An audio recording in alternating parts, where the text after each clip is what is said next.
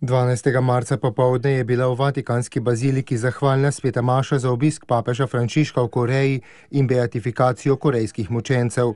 Obhajali so jo škofje iz te države, ki so bili ta teden na obisku ad limina apostolorum. Poleg njih je bilo navzočih skoraj 400 oseb, med njimi 130 korejskih duhovnikov, ki so v Rimu na študiju.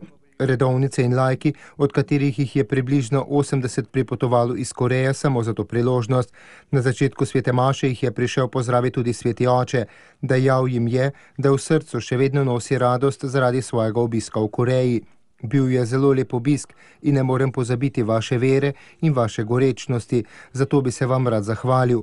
Papež je na to v povezavi s svojim obiskom spomnil na dvoje, na lajke in na mučence. Cerkev v Koreji je 200 leti živela samo s pomočjo lajkov. Lajkom danes je treba pomagati, zavedati se odgovornosti, da so dediči te slavne zgodovine.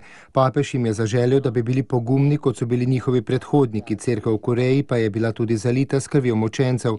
To ji je dalo življenje. Sveti oče je zbrane spodbudil, da bi bili pozorni na versko blaginjo. Če ne napredujete v močni veri, v gorečnosti, v ljubezni do Jezusa Kristusa, če postanete mehki kot neučinkovito šibko krščanstvo, bo vaša vera oslabela.